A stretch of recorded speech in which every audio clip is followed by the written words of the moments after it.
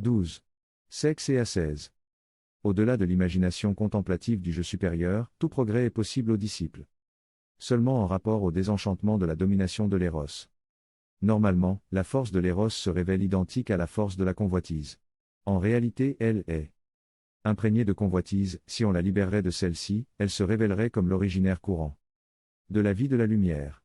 L'art du disciple c'est d'opérer directement sur la convoitise, laquelle ordinairement se manifeste parce que la psyché en est déjà enveloppée. 18. Méditation. Dans la sphère éthérico-physique, le sexe est chaste. La convoitise appartient au corps astral. Le corps astral est pur en soi, matérialisé de lumière, mais il s'altère avec le rattachement à la corporéité éthérico-physique, inconscient de sa propre lumière de vie, il tend à faire sienne la vie de la lumière de l'organisme éthérico-physique. Dans la plante, la vie éthérico-physique vit à l'état pur, sans inhérence de son corps astral, lequel opère de l'extérieur sur la plante, selon un schéma astral divin. Dans la fleur, dans la profondeur de son calice, il pénètre au printemps au moyen de la lumière solaire, pour une provisoire action fécondatrice, absolument chaste. Au moyen de l'image du calice de la fleur et de sa communion de lumière, la chasteté du courant de l'éros, non dégradé par la convoitise, se révèle à la conscience du disciple comme perception. Le courant de l'éros non corrompu par la convoitise, en tant que force originaire, est la plus force puissante qui agisse chez l'être humain. C'est en fait le pouvoir cosmique de l'amour qui, par l'entremise des structures physiologiques, devient sur la Terre force de reproduction de l'espèce humaine, comme de celle animale, en se conformant à la série des liens de la sphère de sensibilité instinctive. Il exprime en l'être humain le maximum de son potentiel, mais à condition de se soumettre aux impulsions de la nature animale et d'éliminer à chaque fois la conscience du jeu.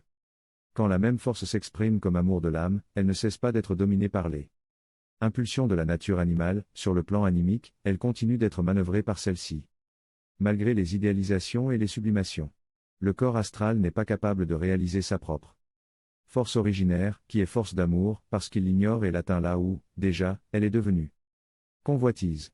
La difficulté de la force de l'éros à exprimer sa propre essence pure, indépendante des impulsions de la convoitise, consiste dans le fait qu'au moyen de telles impulsions, en agissant au niveau de la nature, elle manifeste le maximum de son pouvoir, en éliminant la conscience supérieure, elle ne parvient pas à obtenir pareille culmination comme pure puissance de l'âme.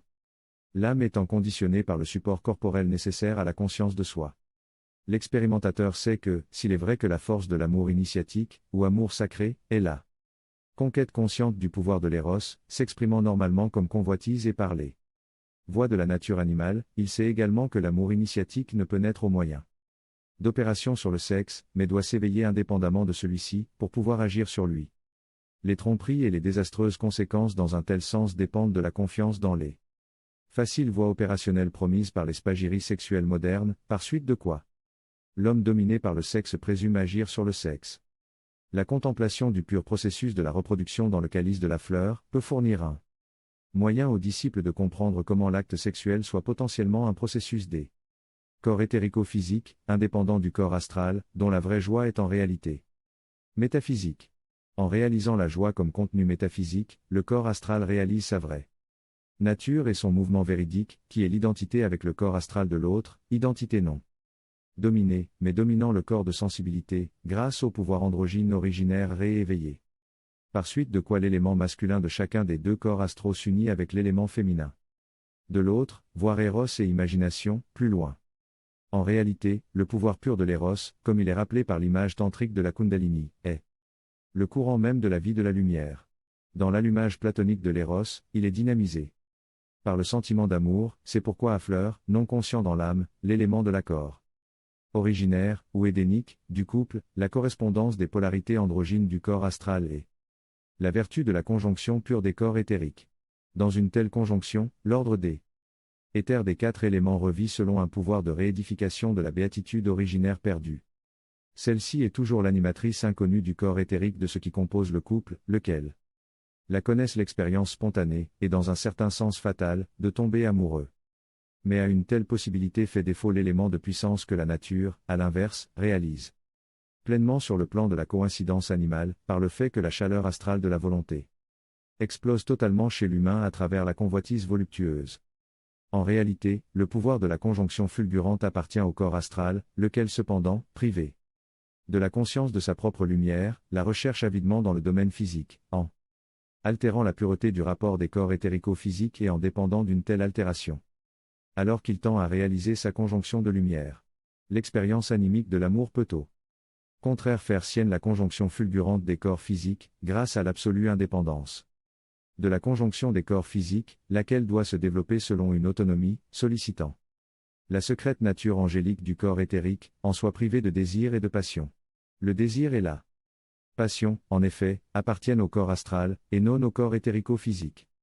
L'accès au secret de la spagyrie moderne, ou du sacré amour, est préparé par l'opus ascétique. Dirigé vers l'animation de la pure chaleur et du pur feu du vouloir, qui est la présence la plus élevée, et par conséquent organiquement la plus profonde, de cette vie de la lumière-là, vers laquelle se tourne le disciple au moyen de la voie de la pensée. Les opérations de lumière, la concentration et la contemplation méditative, préparent l'expression éthérique du je supérieur, à savoir du principe qui apporte en soi le sens ultime de l'expérience terrestre de l'être humain. Dans le feu animique du tombé amoureux, le germe de toute l'opération est présent, en œuvrant à l'état embryonnaire et spontané. Un tel feu en réalité est donné, c'est pour cela qu'il doit être conquis. Il peut être perçu et porté à croître, jusqu'à la manifestation de sa force originaire. Grâce à une vertu non conditionnée par les puissances dominant son expression animale, mais puisée à l'amour même dont il part. Il doit être demandé à celui-ci ce qu'il est déjà en train de donner, non pas l'impulsion avec laquelle il s'identifie parce qu'il est empoigné par ces puissances-là. L'erreur humaine, c'est de ne pas percevoir la source de l'amour, ne pas unir à celle-ci le courant de la volonté. L'expérimentateur, au moyen de la pratique spagyrique, peut rencontrer le courant du Saint Graal. S'il parvient à comprendre que toute l'ascèse le mène à se mouvoir consciemment selon l'impulsion d'amour dont il part déjà, mais qu'il n'aperçoit pas, habitué qu'il est de voir seulement les produits et sensations de l'amour, là où celui-ci est déjà agrippé par les adversaires. Il n'y a pas de joie de l'éros qui ne soit l'expression dominée par les adversaires, ostacolatori, NDT, c'est pourquoi le retour à la source est toujours un parcours de douleur. La douleur tend à ramener à la connexion pure, mais elle n'est pas comprise, s'y joint l'aversion, la dissension, la divergence illusoire, raison pour laquelle à chaque fois, on doute de l'amour auquel, peu avant, on jurait l'éternité. Le couple humain peut réaliser le mouvement de la supranature dans l'amour qui n'est pas saisi par la nature, mais par conséquent dominera la nature, en faisant d'une nouvelle façon du sexe le véhicule de la supranature, selon le sentier du Graal ou de l'extase consciente. Par mouvement, avec idée de violence naturelle, NDT, d'amour, il peut se diriger vers la force dont jaillit l'amour non contaminé, mais cela exige un dépassement de soi de tous les deux, une offrande radicale et réciproque, capable de faire vivre en lui le pouvoir que seule la nature pour le moment est capable de manifester avec la plus grande intensité. Il y a un secret ascétique, prévisible par amour, il peut être pressenti dans la méditation adressée au processus générateur dans le calice de la fleur, l'amour sacré est le tissu pur du corps astral, qui n'a pas besoin du sexe pour se retrouver dans le corps astral de l'autre. Sa structure androgyne le rend directement identifiable avec l'entité androgyne de l'autre, il a le pouvoir de s'y retrouver, par vertu directe de sa supranature, qui est la nature cosmique de l'amour, dont l'allumage permet que les corps éthérico-physiques s'unissent de manière virginale, selon leur corrélation autonome, qui est corrélation éthérique originaire ou angélique, donc sans intervention du corps astral. La supranature vit déjà dans l'amour du couple humain, quand bien même ne soit-il pas conscient de sa mission cosmique.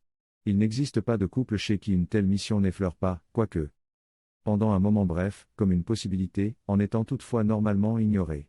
Le couple initiatique prend conscience d'une telle possibilité et tend à la réaliser. Tout couple humain est potentiellement le couple initiatique, il a son don de transcendance au moment où il ressent la béatitude du don de soi à l'autre et il est capable de ressentir dans l'instant l'éternité. Un tel moment est normal à tout couple, conscient ou non de son engagement transcendant. Lorsque la possibilité de la supranature, inconnue, affleure, un tel moment s'intègre dans le temps. Ordinairement, il disparaît toujours dans l'inconscient de l'oubli, jusqu'à paraître contenu illusoire ou irréel, mais sa véracité et réalité persistent dans l'âme comme germe créateur. Il est seulement oublié ou caché, par amour il peut être retrouvé. L'expérimentateur, en tant que disciple du Graal, sait que cette instance, retrouvée, mène à l'éternité. La volonté peut rencontrer la supranature dans l'évocation du mouvement profond et essentiel, par lequel elle se meut comme vouloir individuel. Xi. Méditation. En réalité, ce qui émane de l'essence de la volonté, c'est l'amour. Tout acte de volonté de l'être humain est un mouvement individuel de l'amour divin. Le disciple peut faire d'une telle intuition la plus grande force de son ascèse, parce que le vouloir est le courant de vie qu'il utilise continuellement, quotidiennement, en ignorant la nature magique. Dans le courant du vouloir, flux inconnu, le courant cosmique de l'amour. Il commencera à comprendre l'ascèse comme un art accordant le courant de volonté avec son objet, au moyen de la pensée. Il n'est pas de choses qui ne doivent être voulues par le vouloir, qui en soi est amour. La force du vouloir par laquelle un être saisit une arme pour blesser un autre être, est la même par laquelle il peut lui porter secours, c'est la force de l'amour utilisable contre son propre objet. Le secret de la liberté de l'être humain est dans une telle contradiction. La responsabilité du vouloir est une acquisition de la connaissance, c'est pourquoi la tâche initiale c'est de libérer la pensée. 30. Méditation. Le disciple anime en soi l'image suivante, au travers de ses airs et de ses transformations, la Terre est sur le point de devenir le cosmos de l'amour. Toute l'histoire de la Terre et de l'homme tend vers ce but. Xi. Le carbone de la Terre devient diamant. Le diamant redevient lumière adamantine.